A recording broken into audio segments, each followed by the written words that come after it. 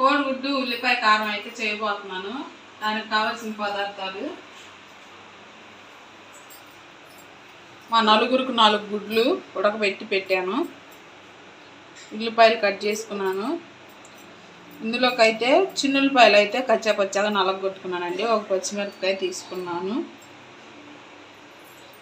ముందు స్టవ్ వెలిగిస్తున్నాను.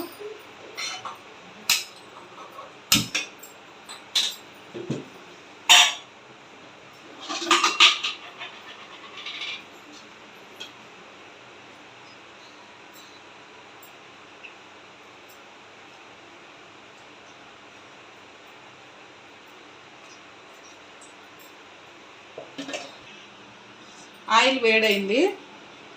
ముందు కోడిగుడ్లు ఫ్రై చేసుకున్నాం.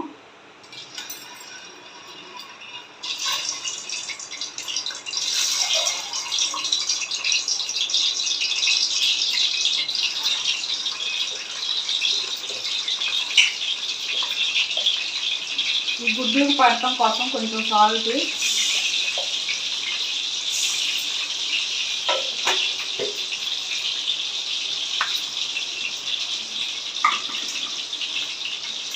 కొంచెం పసుపు,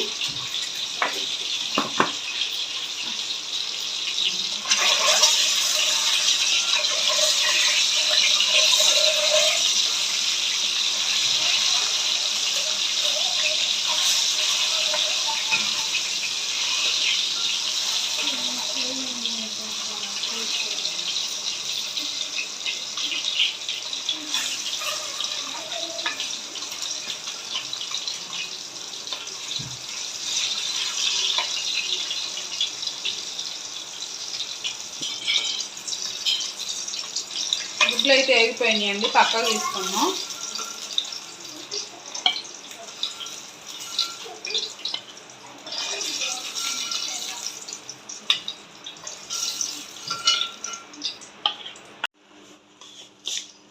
ఈ గుడ్లు ఫ్రై చేసిన ఆయిల్లోనే తాలింపు గింజలు వేస్తున్నానండి. ముందుగా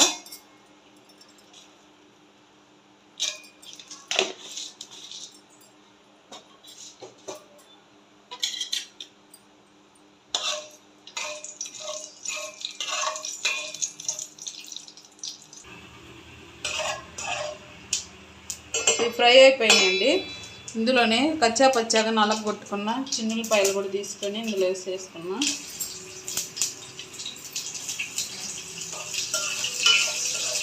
అసలు ఈ గుడ్డు కారానికి ముందు ఫ్లేవర్ అనేది చిన్నులపాయలతోనే వచ్చిందండి. మంచి స్మెల్ అయితే వచ్చింది. ఈ ఆయిల్లో ఫ్రై అవుతాయి కదా, ఎంతంటే చాలా టేస్ట్గా ఉంటాయండి. ఉల్లిపాయ ముక్కలు కూడా వేసేసుకోవాలి.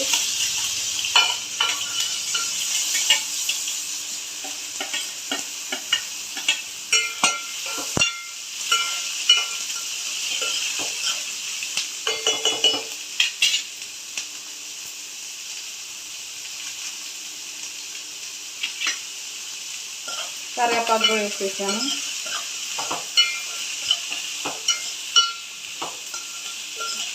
ఏ కూరలోనైనా సరే కరివేపాకు అయితే మంచి ఫ్లేవర్ వచ్చిందండి. మంచి స్మెల్గా కూడా ఉంటుంది కూర ఉడికేటప్పుడే.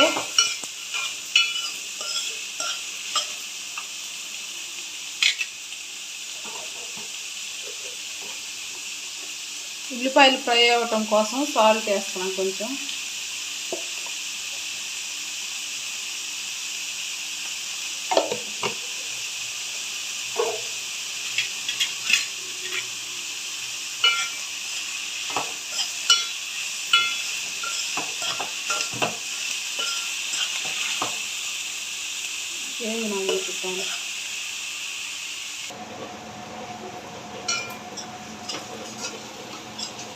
ఉల్లిపాయలు అయితే బాగా ఫ్రై అయ్యాయి.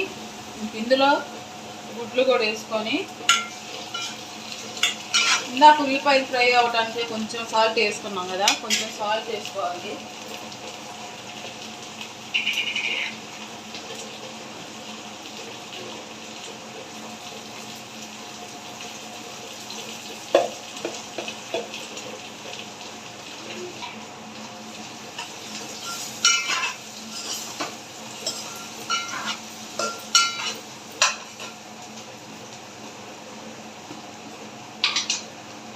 కారం కూడా వేసుకుంటున్నానండి.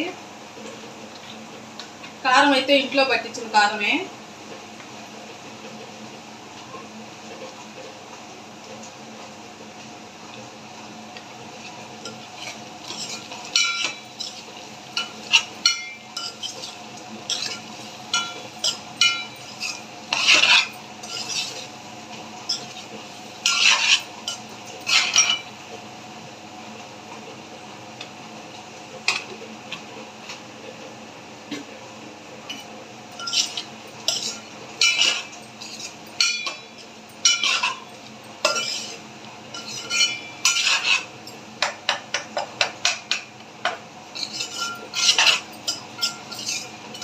కారం వేసుకున్న తర్వాత ఒక 2 నిమిషాలు పచ్చి వాసన పోయేదాకా స్టవ్ ఆపుకొని అంతే పెట్టుకున్నాం.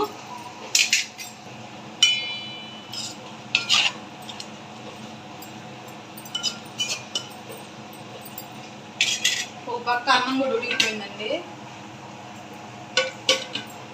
ఈ 2 పనులు చేసుకుంటేనే అట్టిపిండి కూడా గ్రైండర్ చేస్తున్నాను దోశలకి రేపు పొద్దున. ఇందులో మినపగుళ్ళు, స్టోర్ బియ్యం, అటుకులండి.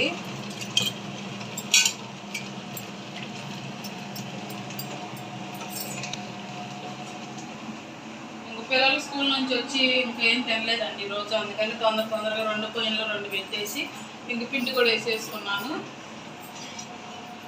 ఇంకా కూర అయితే ఉడికిపోయిందండి. లాస్ట్లో కొంచెం కొత్తిమీర వేస్తున్నాను.